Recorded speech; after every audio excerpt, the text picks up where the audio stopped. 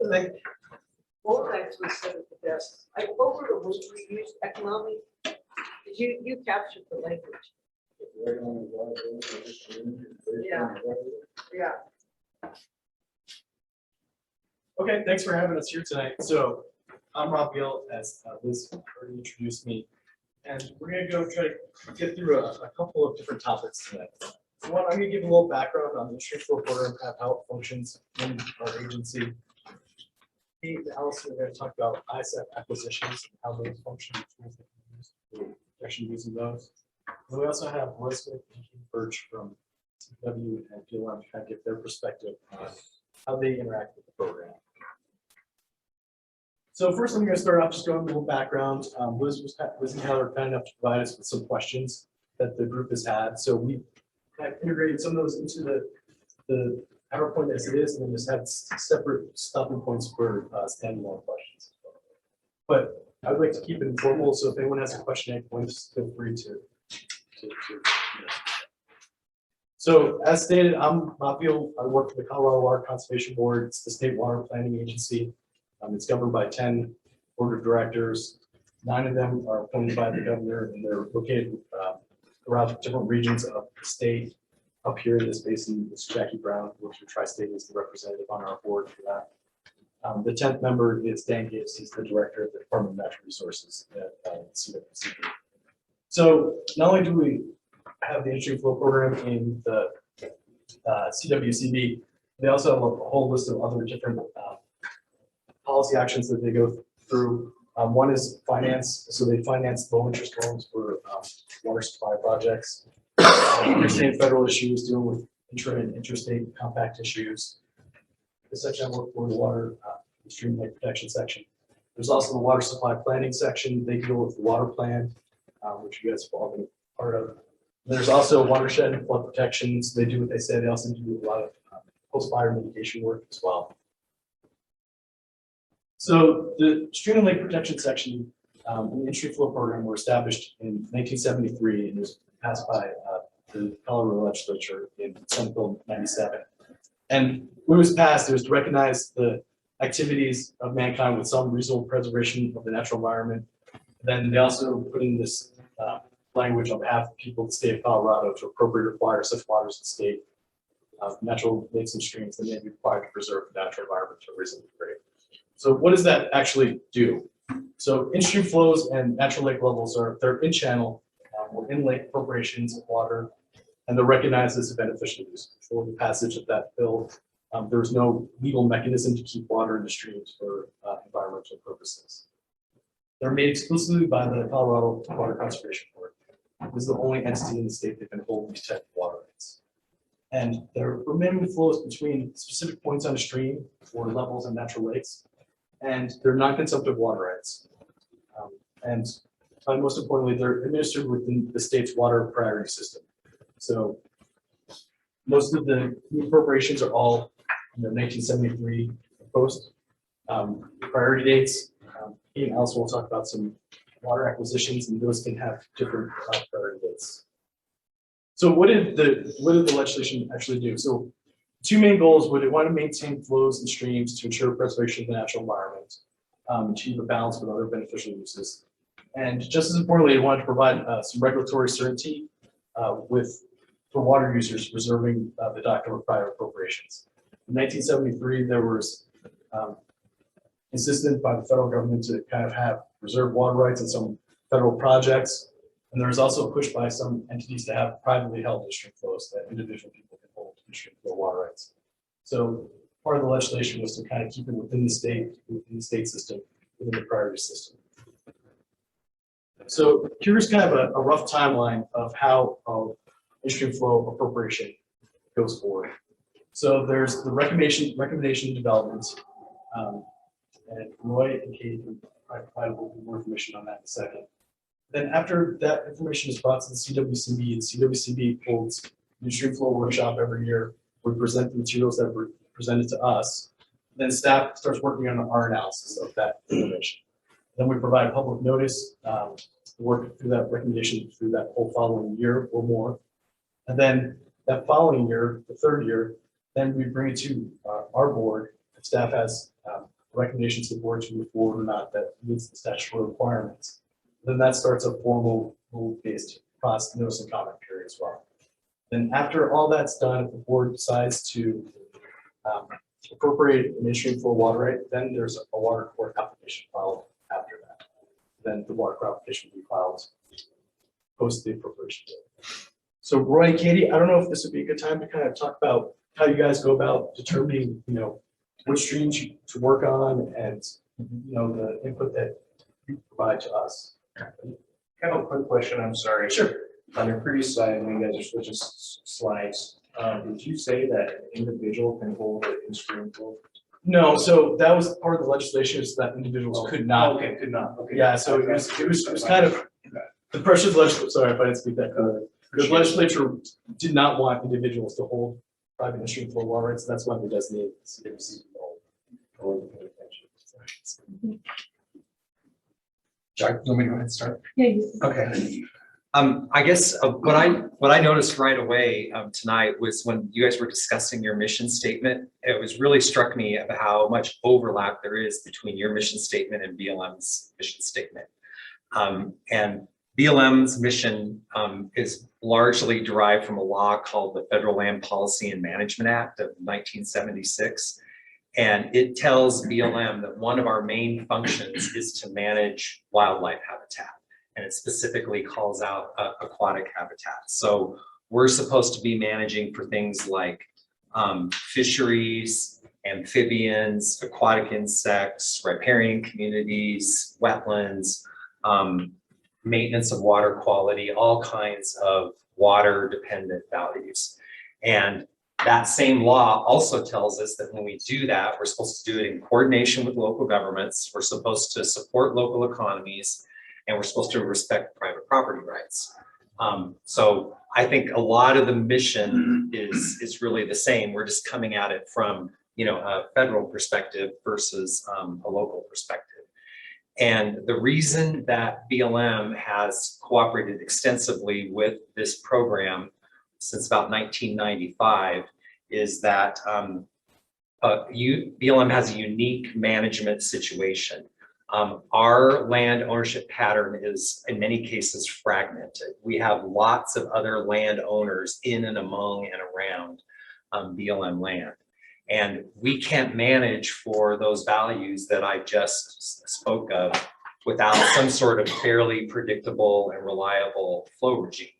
And so unless we, look outside of the BLM and cooperate with water users, cooperate with state water allocation agencies, there's just no way that predictability of flows is going to happen.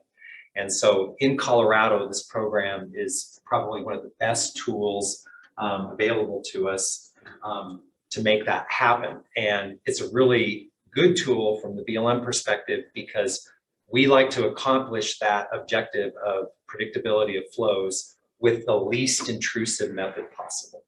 And the Instream Flow program relies upon new junior water rights. And so that means that senior water rights and uses that are already on the system are not disturbed and are not called out by a new Instream Flow water right. So you can have this overlay that helps keep water in the stream while still acknowledging all those historic and consumptive uses on the stream system. And then another reason that we like to communicate with and work with the program is the program is really, really effective in reaching out to water users to make sure that in-stream flow water rights don't result in significant operational problems for water users. I think it's pretty telling in that we have recommended almost more than 220 in-stream flow water rights to the Water Conservation Board on different stream reaches around Colorado over the last 25 years. Less than 10% of those get contested. And only about a half a dozen of those have ever gone to a formal hearing before the board in 25 years that I've been cooperating with the program. So I think that really speaks out to the program's ability to work with water users and integrate this flow protection with the exercise of water rights. So you might think, okay, how does BLM prioritize and how do we decide what to work on? And it's a pretty simple prioritization system. For us, native fishes are top priority, especially sensitive native fishes that are in decline and that are in danger of appearing as listed under the Endangered Species Act. It's really a pain to manage habitat and fisheries under the Endangered Species Act when a formal listing occurs. And so we really like to prevent that from happening and work with other stakeholders to manage those species before all those formal restrictions kick in under the Endangered Species Act. We also have other native fishes that are not sensitive, and that's also a priority for BLM. So when we go out and look at streams to work on, streams that are inhabited by native fishes are #1 priority. We also have a lot of fisheries out there that are important for recreation and recreation economies, and that's a third priority for us just because there's so much recreation demand on BLM lands. And then on top of those 3 priorities, there's a lot of streams out there that we could potentially work on. We overlay that with the level of threat. So if there's a remote stream that there's not much possibility that there's going to be new diversions that could change the flow regime, working on that stream will probably receive a lower priority than a stream in a location where there's lots of competition for water use and whether there's a question about whether there'll be enough water there in the future for the fish and the riparian and the wetland values. So that's how we prioritize that. Over my 30 years of working with BLM Colorado on this, I've had the opportunity to spend a lot of time in Rio Blanco County. And I'll just mention some of the streams that we've worked on if you're not familiar with some of this work, so you can see kind of how it has played out in Rio Blanco County. So you might be familiar with the Douglas Creek watershed, and in the headwaters of Douglas Creek watershed, we have East Douglas Creek, Soldier Creek, Lake Creek. A lot of those stream reaches support Colorado River cutthroat trout. So BLM has made it a priority to work up in the headwaters of that watershed, and there's in-stream flow protections on most of those tributaries to East Douglas Creek. On Lower Douglas Creek near Rangeley, we have usage there by native species like speckled dace. And we also have some sensitive amphibian species that inhabit the lower parts of Douglas Creek. So we asked for an in-stream flow appropriation on Lower Douglas Creek. In the Piceance Creek watershed, we have a lot of oil and gas development going on, but we still have Colorado River cutthroat trout. And an example is Black Sulphur Creek. BLM made an in-stream flow recommendation there, and the board appropriated that, and we're still managing for that species in amongst all that other oil and gas development that BLM is authorizing on federal lands. Another place that you might be familiar with is Lower Piceance Creek, the lower 5 or 6 miles before it dumps into the White River. That piece of Piceance Creek is really heavily used by native fishes, especially flannelmouth suckers and bluehead suckers. And so in the last decade, BLM made a recommendation, and we now have an in-stream flow water right to protect those species on Lower Piceance Creek. There's other places around the county where we've worked. We made back in the 2000s a recommendation on Big Beaver Creek to protect Colorado River cutthroat trout. And we have a pending recommendation on Upper Piceance Creek, the portion of it that kind of drapes over Highway 13, some of it above Highway 13 and some of it below. And we have speckled dace and mountain suckers, which are native species on BLM and private lands there. So we've made a recommendation in that part of the world. So that's just a real 30,000-foot overview of how we view the program, how we plan our work, and how it's kind of come together on the ground in Rio Blanco County. So I'll hand it over to Katie, unless anybody has any questions about how BLM approaches the program. So just really, so you listed the 3, but I missed apparently the second priority. So your native species.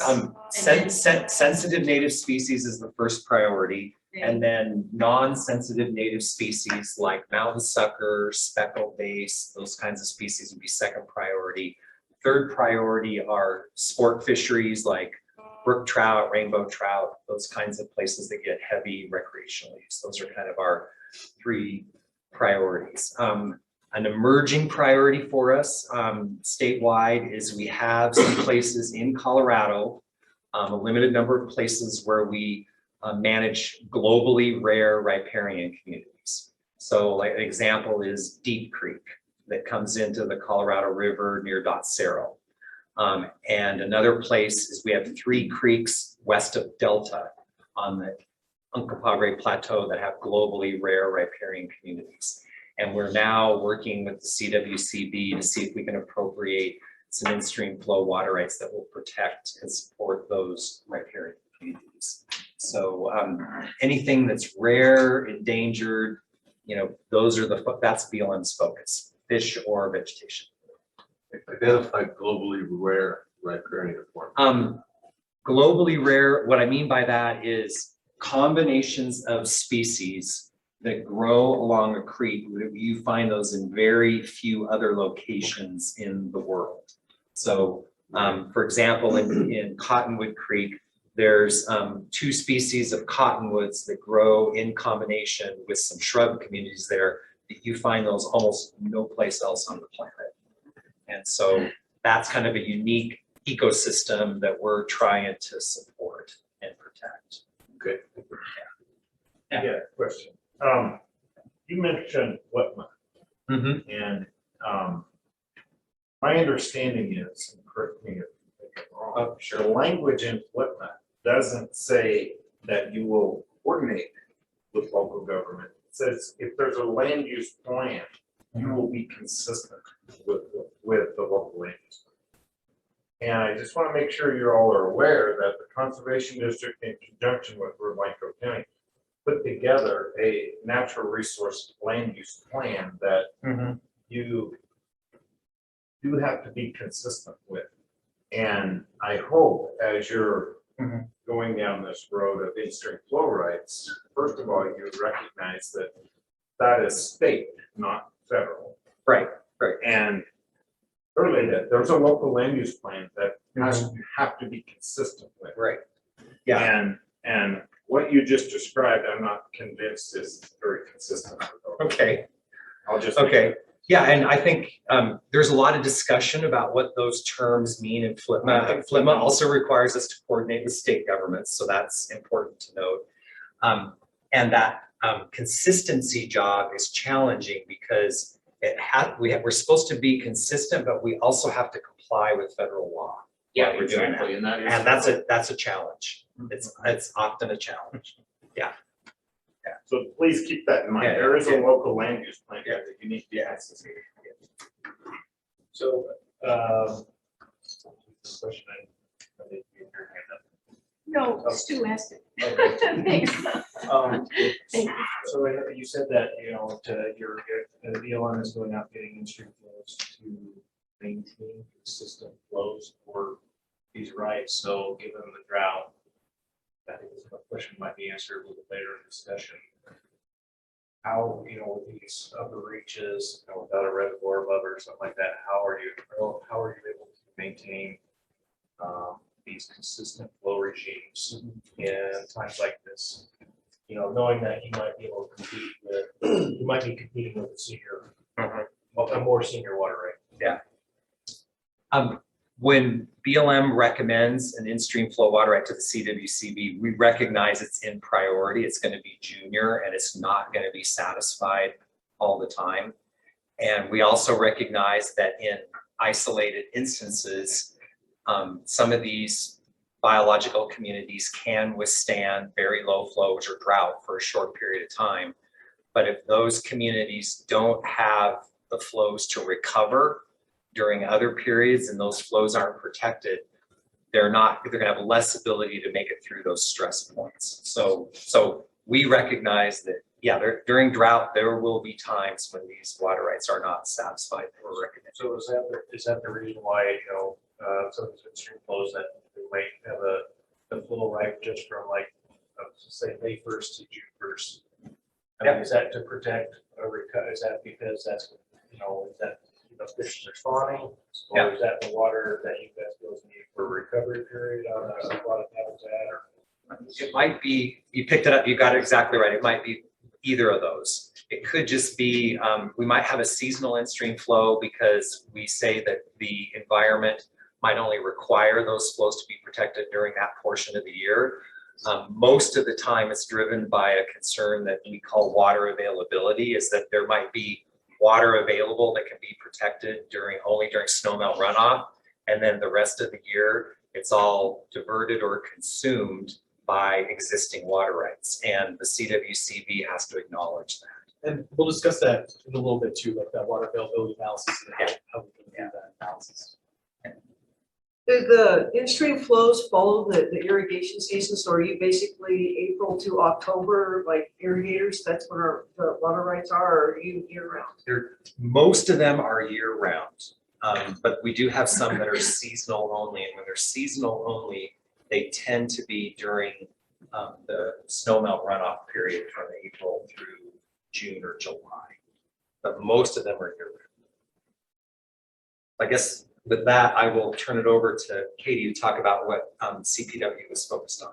Yeah, and I know we'll get some of this, and I'll keep it short and sweet, knowing that there's other presenters. So CPW's statutory charge is to perpetuate wildlife and the habitats they depend on. And so that includes fisheries and aquatic habitats. And the in-stream flow program is the best way that CPW and the state can have security of that moving into the future. And so we partner with the CWCB to recommend in-stream flows because that's the best tool we have to protect fisheries. And like Roy, our goals, there's a lot of streams that don't have in-stream flow coverage. So we target native species, warm water species, cold water species. We also target high value recreational fisheries, gold medal waters, areas where you have a big economic driver that is the sport trout fishery. It really, we partner with local entities who don't have the expertise to recommend, but want to see that recommendation. And then I'll just say we also kind of target using species where we're signatory to a conservation strategy. And so like for Colorado River cutthroat trout, or the 3 species with threatened, well, not the threatened and endangered species, we're basically taking actions that are part of this conservation strategy. And so securing flow protection or actions like a fish barrier help to bolster those populations that are in decline. And it's an action that we can point to. If the federal government warrants petitions to have the species listed, we can say we've taken those conservation actions. And an in-stream flow is one of those strategies and one of those conservation measures that we can point to. So it's broad and it depends on the area geographically, but essentially like Roy, we're trying to target these species that are in decline and also these high value trout waters. Okay, I'm gonna move on. I'm just gotta go through some more of this presentation, some of the questions. Those are great questions. So, one thing I just want to go through is the ISF outreach process. We'll try to be as transparent as possible in our recommendations that we receive. So provide notifications to in-stream flow email mailing list at least twice a year. Provide public notification via the public meetings or at least twice a year as well for the CWCB. Go and give presentations to the county commissioners, local areas. We're putting in newspaper announcements in the local newspapers as well to try to broaden that reach. We're also going to do with any other interested parties that contact us that want to discuss it. And something that we're working on too is using some of the county resources to kind of identify landowners adjacent to the recommendations and sending them letters and notifying them specifically about these in-stream flow recommendations. So one of the questions that the PAC provided to us too, that I think what would be best to describe is, what is the distinction between ISF and wild scenic destination? Besides the former being state and the latter being federal. And you want me to go ahead and do Yeah, that that now? Yeah. We get this question a lot, and they're two very, very different things. The Wild and Scenic River designation is a federal process, and a river can only be designated officially as wild and scenic by either an act of Congress or via a recommendation from the governor of a state to the Secretary of the Interior of the US. So it has to sort of go through a very formal federal process.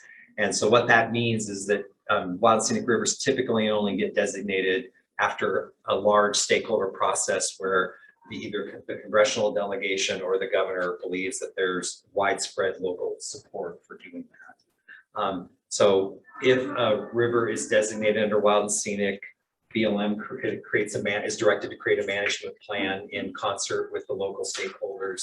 And there is a water right that goes along with that. That's the similarity to the in-stream flow program. There's a water right created with the wild and scenic river.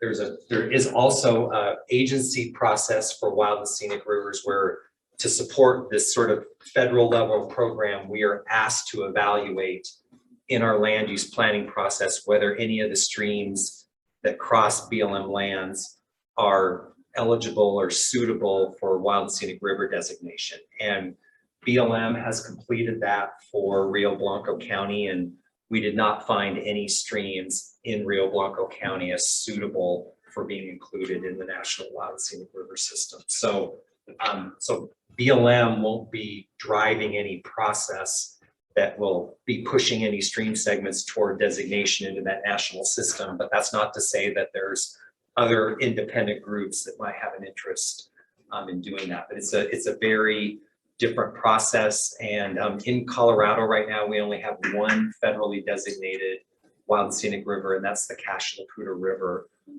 in the foothills up behind Fort Collins, up to Rocky Mountain National Park. So there's some other streams that are under discussion in the state for potential wild and scenic river designation, but none of those have been formally designated by Congress. So it's a completely different process. I'm interested in that conversation. My understanding was that you could also have a section of a river be wild and scenic, but what are the benefits and liabilities of that program, So, that designation, I should say? well, yeah, so it cut, just like a lot of things, it cuts both ways. The benefits of it are that if you have a designated wild and scenic river, it can help bring in a lot of additional resources to help manage that river and the usage that it gets. You know, because then it's on the radar screen as a federally protected area, and that makes it eligible for a lot of federal monies to help manage that river. There is actually a specific funding pot in the BLM budget that goes to our field offices across the West that manage wild and scenic rivers to help do extra work on those rivers. The potential downside or the potential positive side, depending on how you look at it, is that there are a lot of restrictions on what can be done on a designated wild and scenic river. What the designation does is it lines up all federal agency actions to help protect and promote the values on that river. So, for example, if there's a river that's designated, one of the things that the federal agencies can't do after it's designated is we can't approve dams on that segment of the river. We can't approve projects that degrade the water quality of that river. So there's just a lot of things that are restricted with the objective of helping to protect and promote the river-related values. So you get a lot of help, but you get some restrictions at the same time. Is there a means to negotiate existing uses that are happening in that area as part of the wild and scenic designation? Yeah, wild and scenic is a really flexible federal designation. It's, you know, like as a contrast, like wilderness designation is very non-flexible. It's like once something's wilderness, it's very difficult to construct anything in there. Wild and scenic rivers are designated throughout the US, and they are all the way from wilderness streams to streams that flow through cities with hundreds of thousands of people living in them. The American River that flows through Sacramento is wild and scenic. It's an urban river. And so you can accommodate a huge range of development with a wild and scenic river. And the act is designed to accommodate what the stakeholders want to see happen on that river.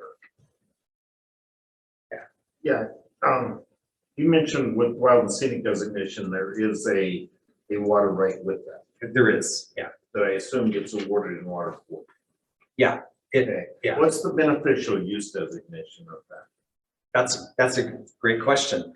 So the way it works is what it's called a federal reserved water right. It's a water right that is created to fulfill the purposes of a federal land protected designation. Colorado recognizes. And Colorado recognized, but the way they work is even though it's a federal water right, the feds are required to go through the state court systems to get them adjudicated and get them confirmed.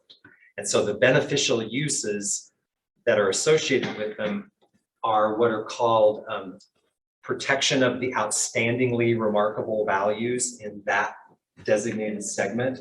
So the planning effort will go through and say, these are the outstanding water related values that are in this river segment. And it might be fish, it might be recreation, it might be scenery, it might be globally rare riparian communities, whatever it is. And then the beneficial uses are the amount of flow necessary to support those values. So it's, you know, fish, it's recreation, it's riparian. Something identified. Yeah. Get that water. Yeah. And then the court will take a look as like, is your request for the amount of water to support those values, is it reasonable? Is it supported by good science? That's how it works. And I just say one thing too, you know, the state's preference is not to have Federal Reserve water rights. Yeah. Either. So the state's preference is to have the federal government kind of work through the state system as an alternative to getting Federal Reserve water. That Yeah. should be a challenge, as we all know here, getting it designated as a beneficial use. Yeah. Roy, on those wild and scenic, is it the date that it's adjudicated? Yes. Is that the date that you got it? They can't back? That's right. That's right. It's just like a state-based in-stream flow. So if Congress designates a stream in 2022, the water right priority is 2022, even if people started thinking about designation way back in 1970. So yeah, it's a junior water right. Can senior rights be attached to it? I mean, can be converted to, I do not think so. I've never heard of that being done. It's not like a state-based in-stream flow water right where, you know, people can sell and donate their water rights and get them converted. I don't think that that's an avenue that's available. It's just the junior federal water right. But that's not to say that if you had a wild and scenic river reach, you know, someone could work through the state program and say, hey, I like this wild and scenic river, I want to see more flow. You know, they could work with the state program to donate the water. It's just, it wouldn't go through the feds. So you could have both a wild and scenic and an in-stream flow on the same segment. You could potentially, yeah, yeah. And the water court system would probably not see those two as additive, one on top of the other. You know, they would say it's, you know, whatever the greater number is of the two. But I've not seen that happen very often at all across the West. It's usually either a state-based in-stream flow or a Federal Reserve water right.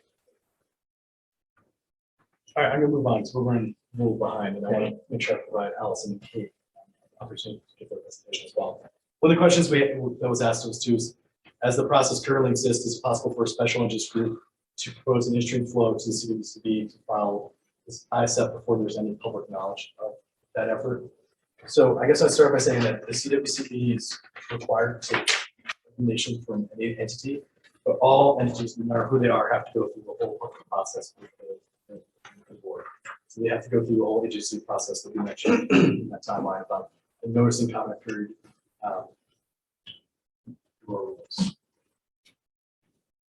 So I'm just gonna go real quick. There's, you know, just to cover two more topics before we turn it over to Kate and Allison. I just want to go through the three findings that the board has to make sure that to appropriate industry flow. One is that there's a natural environment exists. That's typically done by the recommending entity. They determine the quantity of flow that's needed to protect the specific indicator that they're looking at. Two, that the natural environment will be preserved by water available for appropriation So this is determined by water right and hydrologic investigation by the CWCB staff, separate from the recommending entities. So the CWCB staff looks to do a median hydraulic, which is about 50% of the time, to show that water is available for appropriations 50% of the time. And the third one is that there's no material injury to other water rights. So new appropriations are junior water rights. They shouldn't have any effect on existing senior water rights in the system. One provision that was put into the legislature in the 80s too to make sure that was this 3792(1) and 23B, and that allows recognition of existing uses that weren't decreed. So say two ditches have kind of an informal agreement where they're sharing water on the same stream, but we never had to get it adjudicated because we're the only two people on the stream. So if we could recognize something like that, there's a bill passed. Mumble my years. I think 2 years ago by the legislature. And now the state engineer can also recognize though that they use development process to apply to the state engineer's office and have those undecreed existing uses be applied senior to the Instream flows.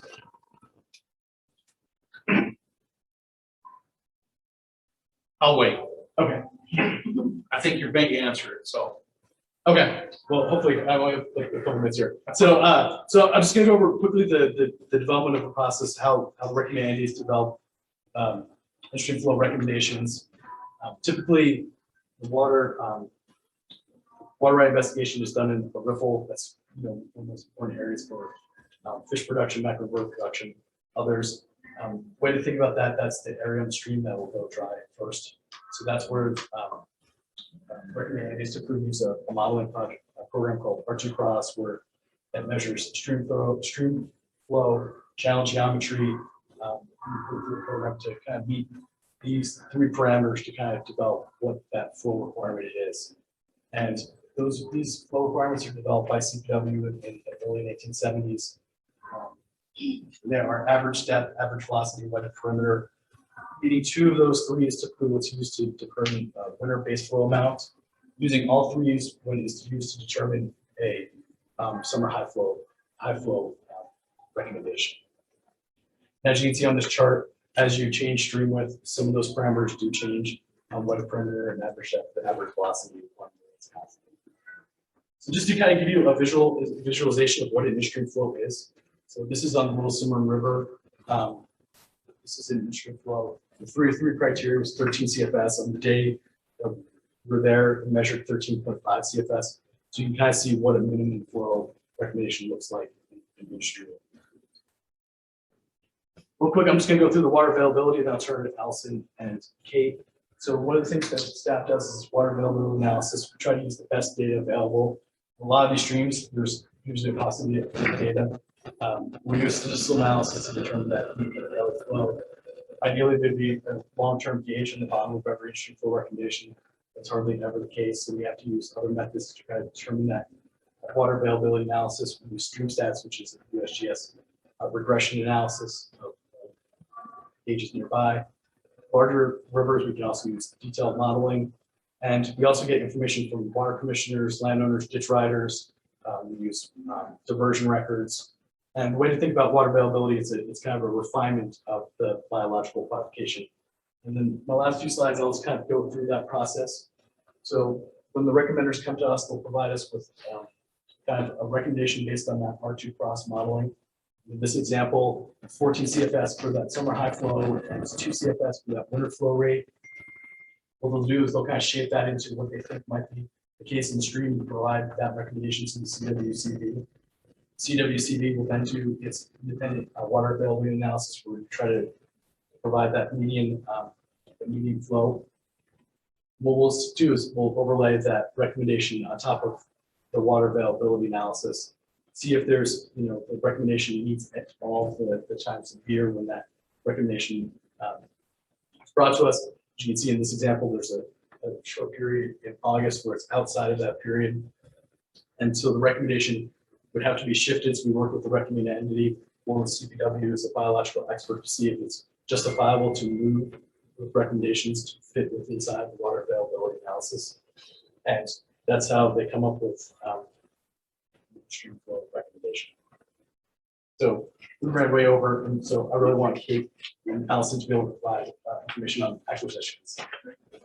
And I know we didn't get to everyone's questions, but feel free to be here as long as people have questions tonight. And if you don't get any of all those answered, I know Liz provided us those questions. We try to provide some written responses to those questions as well, if that would be useful to the group.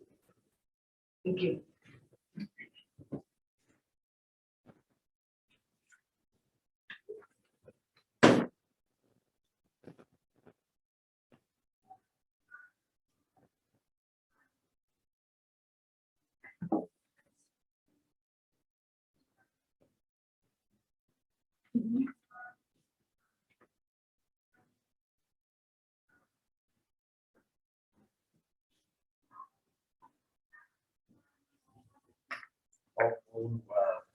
I'm curious, is it a possibility that we can get copies of your guys' presentations? Yeah. Tonight, or making available this, so she can distribute it. What we'd like to do is get them up on the district website. Okay, yeah, I can send you at least a copy of this as a PDF, which would be easier to post. Yeah, that would be great. Thank you. That too. Thanks. And if you all have any questions in the course of this presentation that pertain more to CWCB, that's fine too. We can kind of, whatever makes this really more productive for you. That. Okay. My name is Kate Ryan. I'm with the Colorado Water Trust. Allison Gould, also here with the Colorado Water Trust. And what we did is we looked through your questions before coming here this evening, and we've put together a couple of examples of water right transactions for environmental uses that we thought would answer your questions for the most part. So I'm just going to go through those couple of examples and give you a little bit of background on what the Water Trust does and why we did it, why we do it that way. We are a nonprofit that works statewide to restore flows to rivers in need. We were formed back in 2001 by a group of water attorneys, some water resource engineers, and some water users who were aware of the CWCB's Instream Flow program and aware of its ability to appropriate water rights, like Rob and the others were discussing. And we're also aware of its ability to acquire senior water rights for Instream Flow. Of course, the CWCB has only been working with their Instream Flow appropriations since 1973. So those water rights are really pretty junior. And there were some water right owners who had water rights, and they were aware that they could transfer them to other uses and maintain those senior priority dates. But like you asked, Chris, they also were aware that they couldn't do that. They could not do that themselves. They would have to work with CWCB to be that beneficial user for Instream Flow.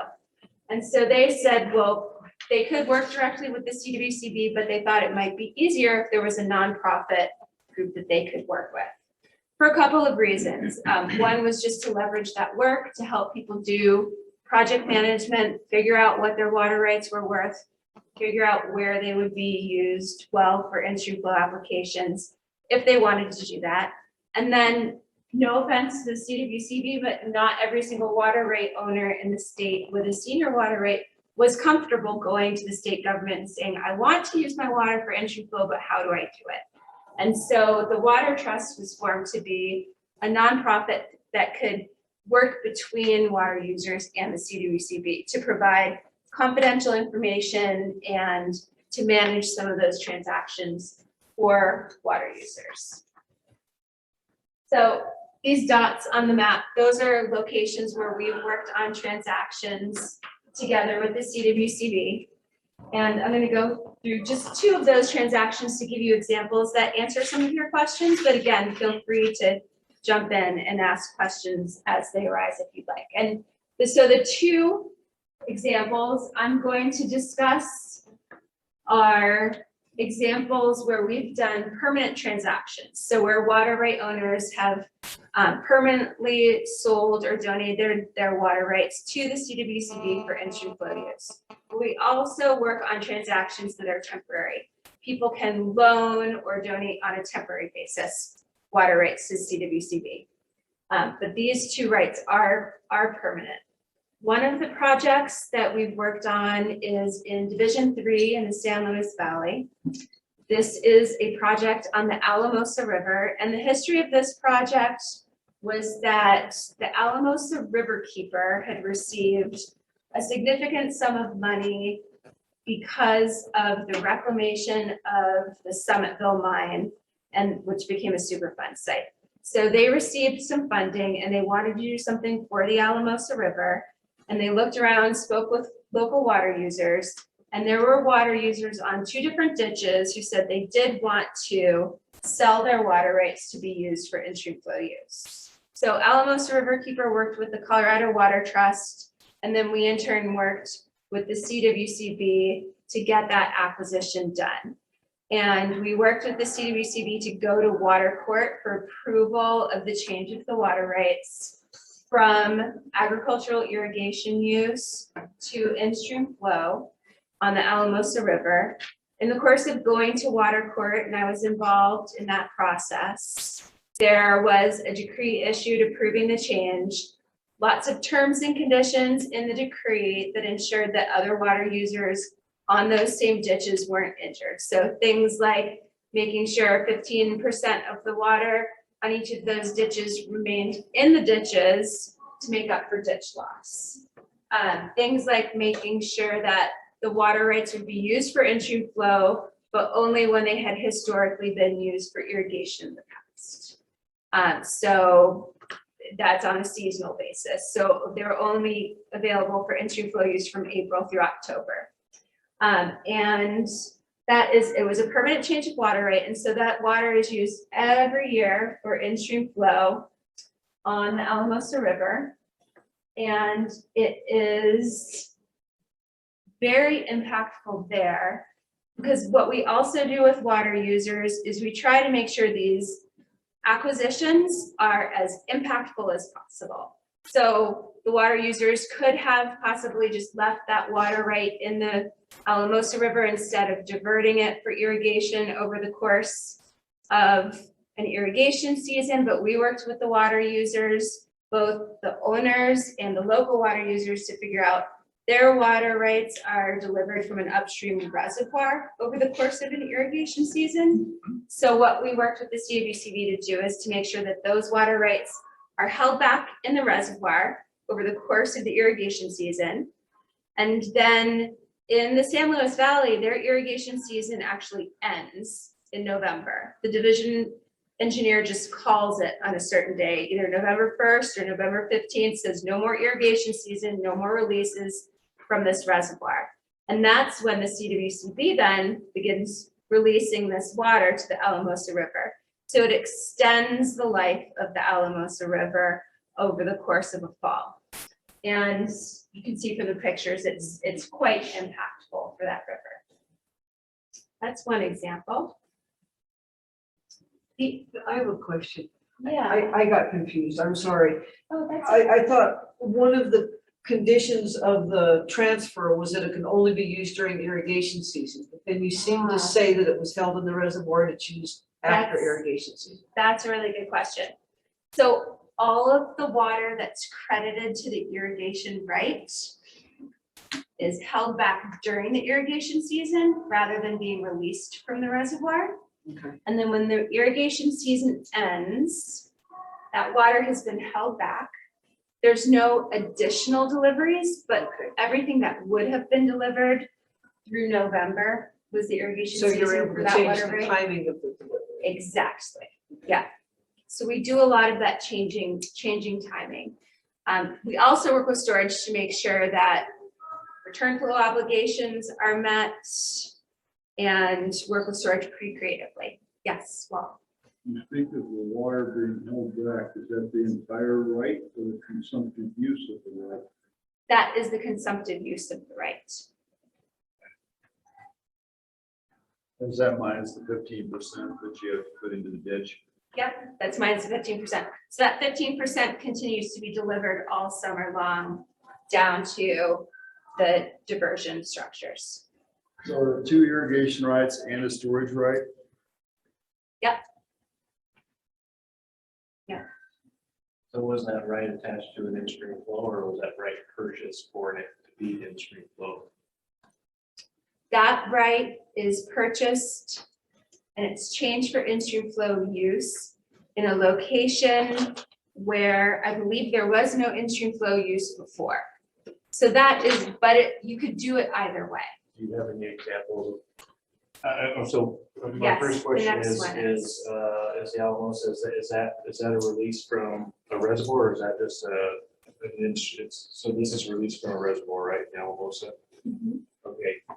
Do you guys have any examples of where you purchased a water right that's attached to an in-stream flow that you're not using a reservoir?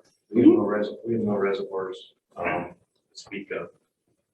Yes, the next one is. Okay. Yep. And also, I think that's a good point when I talk about reservoirs being used for return flow obligations. Return flow obligations are met numerous ways in our project, reservoirs being only one of those.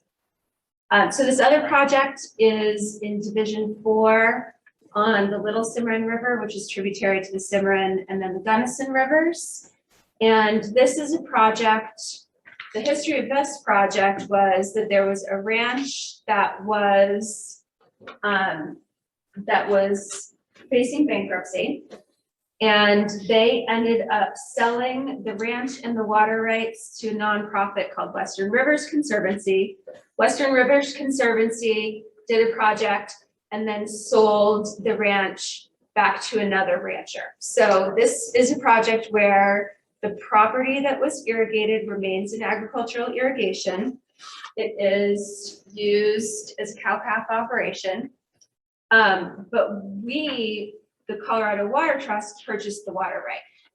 And what we do with this water right is two different things. We have a grant of flow restoration use that the CWCB uses for in-stream flow use on the Little Cimarron River when the river needs it.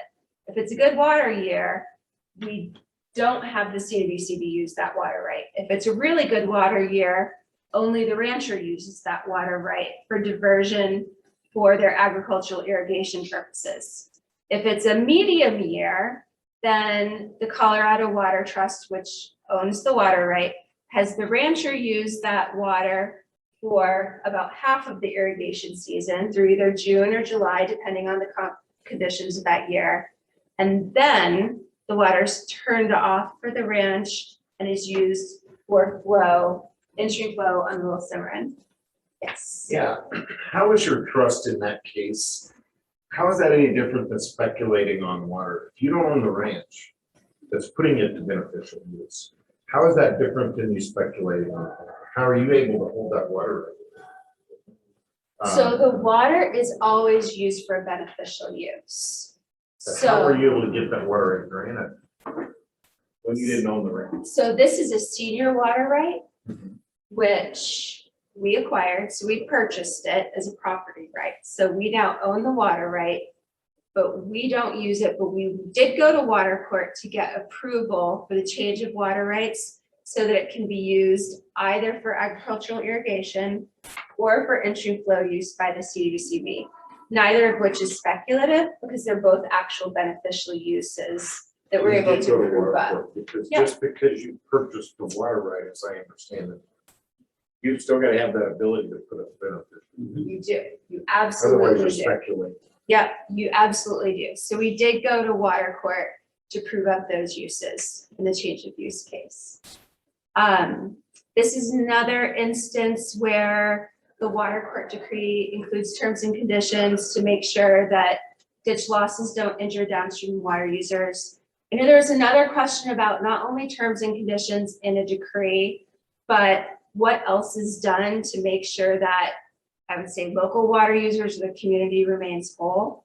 And I think a couple different ways. I think this is an example where we not only go to water court, but when there is an acquisition of water rights for use by the CWCB, we do have to go before the CWCB and all those board members. So Rob pulled up the map showing where Jackie's located in your division and others are located. So that board hears the proposal.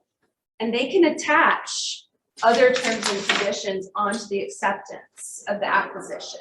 So they can say, yeah, you're gonna go to water court and you're gonna get protective terms and conditions for other water rights, but we also want you to consider something else. So that's something that happens. Something that we do as well that's really just more of a trust us because we work with water users is we have done things like on the McKinley Ranch, there was a water user at the very end of the ditch, very small water user.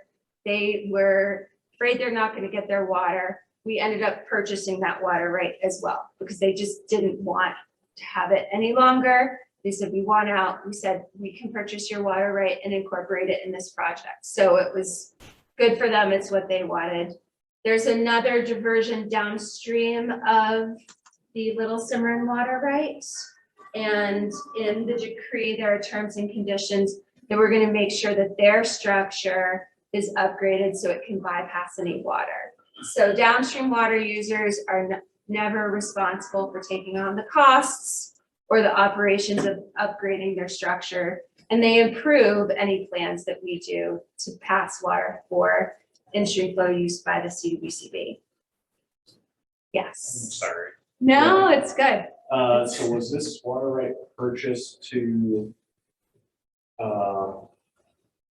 support an existing in-stream flow? Or was it purchased to become an in-stream flow?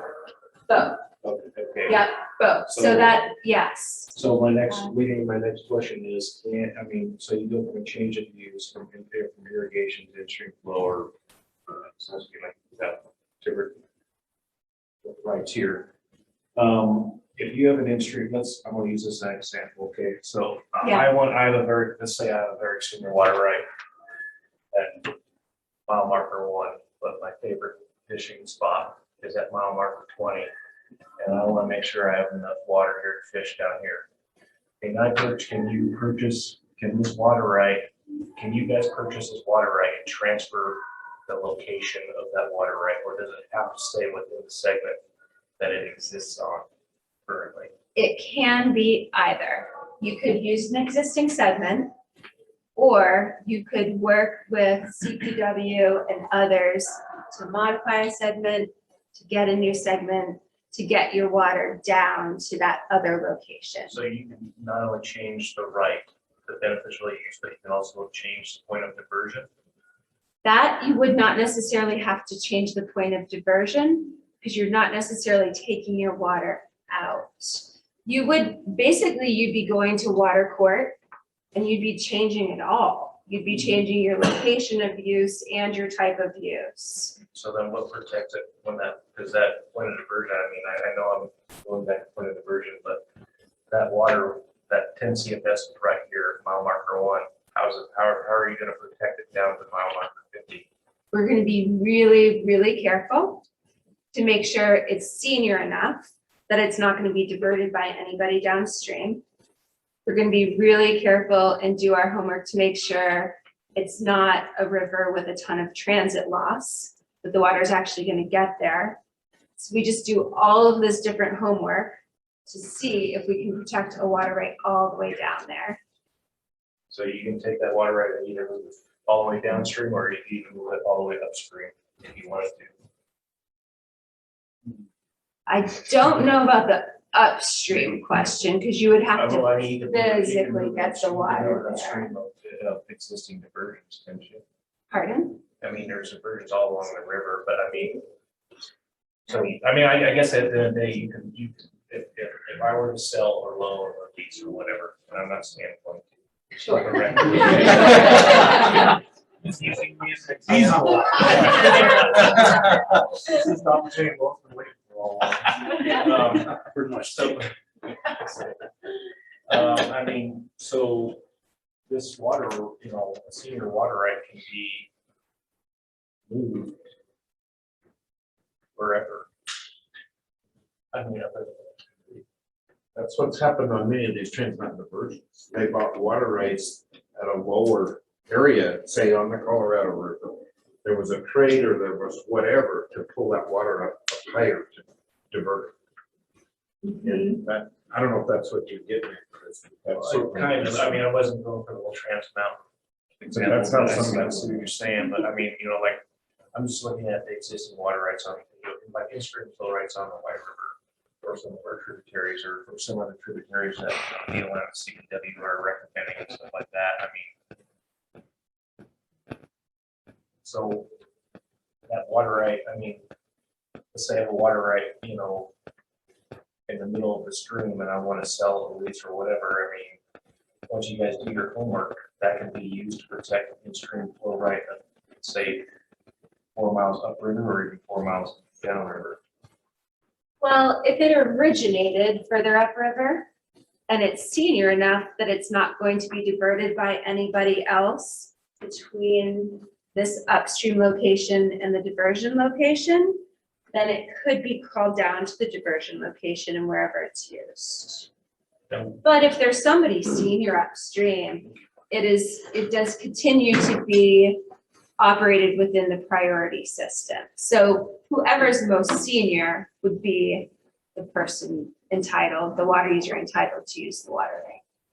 And so going back to Kate's description about the water trust before, I think that's one of the great benefits you talked about too, is that interested water right users can kind of discuss some of these, options with the water trust behind, the glaring view of the state as well. So we try to work on something to try to see if it's going to fit everyone's needs before it's brought to the public. So I'll try to be brief. Back to where you're at. Is there other groups like yours that the state works or do you have an exclusive? There are other groups we work with. Anybody could do it. And why is We that just not have- public information when you're dealing with the state? So what I'm saying is that we don't go out and solicit water acquisition. I know, but once you're dealing with a No, group like this. once the water trust brings a deal to CWCB, then it becomes public. Okay. Yeah. But it's just in the intervening time, because You just mentioned that it's. I think what I'm trying to say is that there's the incubation period where you're trying to develop to see what you can do between the water trust and the potential water right donor. That they can work out some kind of details, see, is this gonna work, is it not gonna work? Or, it becomes, Why is that not public? Especially if there's an email transmit. well, we don't have any information about it, we don't know that this is occurring. At the end of the day, on an acquisition of a senior water right, who actually, I mean, the money comes from Colorado Water Trust. I mean, is the water right held by you or is the water right held by CWC? That's a good question. The use of the water right is always by CWCB. Only CWCB can use water for in-stream flow. The ownership of the water right can stay with the water user. It can be conveyed to the water trust if we have enough money. We rarely have enough money.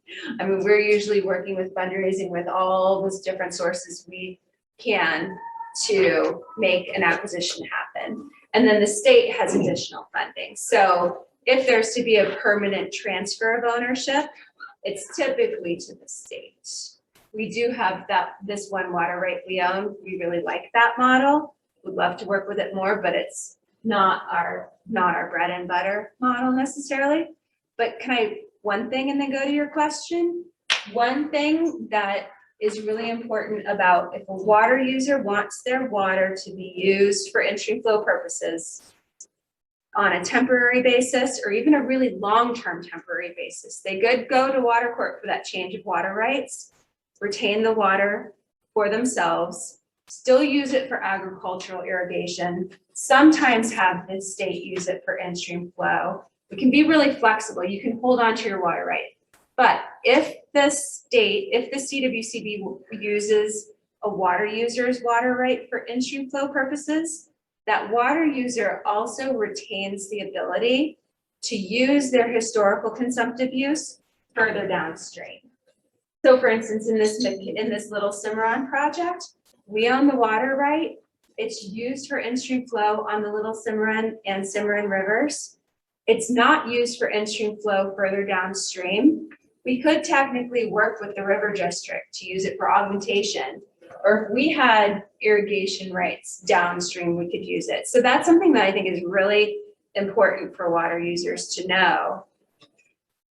And there's a lot more details too, but I think that's just something that can be really unique because you could use the water right for multiple purposes and strategize where it's used for environmental purposes, but reuse it for something without injury because it's only that historical consumptive use portion of the water right that's reused further downstream, and it's all pursuant to water court approval. So I can sell my water right to. You can sell it So my to neighbor can sell my Paul, yeah. water, sell a water right to the water trust. And then it goes to an in-stream flow, and then let's say 5 miles is the stream reach, and I decide I want to buy another ranch 5 miles down there. I can, once that goes Yeah. past that in-stream flow, and then I can start irrigating with the consumptive use only on the new ground. And you're gonna still have to do everything else the water court tells you to do. So it's not that easy, right? You still have to do return flow obligation. You still have to do dish you know, yes. Correct me if I'm wrong, but this assumes the stream is under administration. If the stream is in a free flow situation, you can put your water in there and call it in-stream flow, the next guy down, take it. Well, you can't call it in-stream flow because only the state can call it in-stream flow. But you could, you're right, if it's not under administration, you could take the water out for anything else that a general water user could use. Yeah. So where I'm going is use the White River, which is seldom, if ever, under administration. If somebody had a program like this where you wanted to transit your water for the intent of flow, the only way you're gonna guarantee that is put the river under administration. That's gonna hurt a lot of people. I don't know if that was necessarily true. Because the one acquisition that we work on here is out of Lake Avery, so we use that as a reservoir. We're able to make that release, and the division engineer shepherds that the released water downstream, even though it's not under administration. But anybody that's senior can take it if they want to. It's purely a volunteer basis. I don't think that's true. That's the question I got right there, is that water's not necessarily truly junior then when it's released from Avery. Because Avery's got a 1970-ish water right, 1960-ish. And there's a lot of these water rights that go through this basin here that are 1880, 1900. And they can't pick it up. I believe that's how the division Yeah. engineers see it. It's a good question for the division engineer. I So- think it's a little bit different in different divisions too, because some divisions, I think, treat that HCU water as being fully consumable as if it didn't have a priority anymore and it's only tagged for your uses. And some division engineers, I think, treat it as being tagged with senior priority. So Because the water that's being It's- released out of Avery is released without administration to the river system. And then that water is released not for free use, you know, it's to be shepherded down. So I guess I don't understand how that water can't be picked up when the river's under free conditions. Because to me, that's exempt from the prior appropriation doctrine and how it's being set up. I think it, because it's stored under It's priority, just like non-native water. historical Okay. consumptive use water is quantified under priority. But I think it's a really good question to address with your All of with these your ditches administration. have been asked by Parks and Wildlife to please don't take this one, correct? And it's a courtesy system. I'll just clarify though, so Lake Avery is under a loan, so that water is stored in priority, like Kate said. It's not actually decreed for in-stream flow, but through a temporary loan to the CWCB, it's released to the CWCB's in-stream flow reach on the way, which is kind of that legal delivery But it's point. not And under then, administration. Right, I think that's the key. Emails are so that it doesn't have to go under administration. Correct. That's And that's the I only reason understand. ditches are willing to let it go by. Is so that they don't go under. I just want to point out, we are at time. These kind folks have said that they're willing to stay and answer questions. So what I would encourage, if anybody has a burning question, that we get it so that we're respectful of everyone's time. I have a question for you, Liz, but I want to thank all the presenters because these were all really interesting concepts and help us learn more about some of the opportunities. But, you know, really really hinging on the presentation, particularly the Colorado Water Trust and the in-stream flow. I think what could be very relevant to our group is this alternative transfer mechanism, the ATM, which, as I understand it, is expanding the use across the state. And I don't know if any of the speakers here have someone who would be able to speak to that, but that is the concept of demand management, where particularly municipalities, Meeker and Rangeley, should they need water, upstream ranchers, landowners, water right owners can get a voluntary, temporary, compensated program, much like you described in the Colorado Water Trust. And I think that, could be a very relevant topic for us as we discuss some of the challenges in this basin. I have a couple of questions I'd like answered with the group. One is, can you explain how it's picked up when there's a junior in-stream flow with a senior right attached? How is that essentially two in-stream flow rights? And the second part of that is you guys have talked about the preserving existing conditions and the water has to be there to protect the flow. But my understanding is that law actually changed and you can enhance. And so how does that change So your flow record? those are two really good questions. So new appropriations can only preserve the natural environment. Water acquisitions can be preserved through improvement. Okay. So new appropriations can only meet the decreased formats to preserve, but there's the possibility of acquisition to improve the natural environment, adding that higher threshold.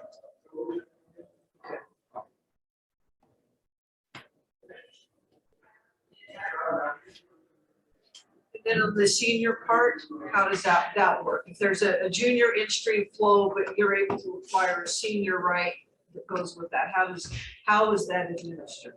But let's just for argument's sake, say, I think the oldest ditch in this region is Powell Park and it sits just down here on Meeker. So let's say they attached their 1888 senior water right to what is now a junior in-stream flow right that's at the, where the White River feeds into the Green River clear down. How would that impact people? That'd be a real problem. Well, Yes. down for, at the state line, yeah, I'm just saying. I think Allison has a graphic. I got a picture. Pictures. I got Yes, pictures. So, yes. let's see, I think I tried to specifically. I'm sorry, you guys, we have to talk really loud because we got lots of Oh, noise going on. I'm sorry, guys, is that better? Okay, loud as you can. All right, so say you had a whole bunch of very 1880 water rights, the most senior, you have a 1900 irrigation water right, and after that, you've got various other water rights. The 1977 is your junior appropriation. If you change this one, it would be like a change of any other water right. It would maintain its priority, but it'd be used for in-stream flow. How it would interact with this depends on how they're decreed. If this one was decreed for 10 CFS and this was also decreed for 10 CFS and only to preserve, it would go up to 10 CFS. If this had something like an improved rate, it could go up to that, whatever that improved rate was, depending on water availability. Depends on what that decree says of the change. Right, Okay. so it's called stacking, and the decree should specifically figure out and explain what happens. So when you did this change of use in water court, in order to make sure that you're not going to get injury and you say you want to do stacking, like put the whites on top of each other, you have to make sure that however you did that did not cause injury, because that is one of the baseline rules of going to water courts. These guys do all the research to figure out what that in-stream flow requirement is. And CPW. are you allowed to have a larger in-stream flow rate? And if you are, how do you consider that a beneficial? So how do you achieve the improved numbers? Is that the question? No. As you get donations of water, et cetera, on top of what you've already filed on for instant flow, are you allowed to have more water as an in-stream flow than what you showed in your research was necessary? No, okay. No, it's the improved number is your ultimate ceiling, but that's only for So it can't be acquisition. granted as an in-stream flow once they Right, get above it's what's only necessary to improve the natural environment to a reasonable degree. That's what the in-stream flow is allowed to protect. That's the limit of the beneficial use. And that's the most the Colorado Water Conservation Board is allowed to have. That's the decree limit, and that's it, yeah. And I would just say, like, in another example that we have a lot of times too, is say we have that change of water rate of 1990, it's only for 2 CFS, the in-stream flow is 10 CFS. Only that 2 CFS we carry, that 1900 appropriation. The 1977 one would be administered separately from that. So just to clarify, if you have a 1977 in-stream flow of, let's say 50 CFS, and someone sells water right. And, you know, because let's say it's a one CFS senior water right full 50 CFS in-stream flow. No, it would just be that one. It would be one CFS. Yeah, it would just be like Or any other water something, rate. whatever is agreed to in water form. So if there's a 50, let's say there's right outside this door right here, there's a 50 CFS on the White River. So I sell you guys one CFS, that's a senior water right. The only thing that you guys could administer, or the Division of Engineers can administer under a call or something like that, would be one CFS of 50 CFS. The only thing they could administer at that 1900 date would be the 1 CFS. You can administer the 1977 rate that would full amount. The only, Whether, yeah, I was gonna say, the only thing I would change in your example, Chris, is if the 1977 50 CFS is in priority, also the 1 CFS in priority, so now you can protect up to 51. As long as 51 is below your threshold of the amount of water that would improve the environment to a reasonable degree. Well, let's just for this example here, there's 5 other senior water rights to that in-stream flow right. The only thing that we would be protecting is one CFS. It would still be administered in priority, so however, wherever the call fell. So if this was the only one that was in priority and it was 1 CFS, that 1 CFS would be administered. All the junior rights wouldn't be, just like any other water right. they just wouldn't be that. It would be like, wouldn't that? We're wrapping up, I know that. And is an in-stream flow right, do they have to do the same diligence as any other water right in order to maintain its status as a water right? So they're decreed as absolute. Okay? And then the other thing is you cannot, the CWCB does not acquire conditional water rights. They don't appropriate and they also don't acquire. They're required to measure. To Measuring device. to request administration, yes, they would. That little Cimarron example is an interesting example. So we work with whatever we've got, right? So that's on a river where there's just a push-up dam every spring. And it takes most of the little Cimarron into the ditch. And then we just installed a splitter box that splits some water back to the Little Cimarron River and measures it and returns it to the river. But it's different in every case. We just work with what we've got. Is there any mechanism for people, let's say the CWCB has done the public process and you've determined that there's no injury, and I feel like I'm going to be injured. It seems like I'm gonna be required to hire a water attorney because I'm going up against you guys. And I know you know a lot more about water. So if I'm proved right, I mean, it seems like I'm paying my taxes, I'm paying your salary, but then I also get to pay for an attorney for the position the state's putting me in. So I would say it's a requirement to have an attorney. We've worked with some of our corporations, I think on the example, where people follow this pro se's, and our KAG's office worked with those individuals to kind of just find out what their issues are, what terms and conditions can be put into the decree to make them satisfied as well. It wasn't necessarily a requirement to have an attorney represent that. Okay. On that Alamosa one example I gave too, it's again, where I said there's some things that are like trust me things. And that is one of those things where I would say based on my experience doing private water attorney work in the past, the attorney generals in the CWCB tend to be much more cooperative and gentler with pro se opposers than in other water court proceedings. So that's a trust me kind of a thing. And then also, just an example, but not a requirement under the law of this trust me kind of thing. In the Alamosa River example, the Alamosa River Keeper had gotten funding from Summitville Reclamation to do that acquisition and the water court proceedings.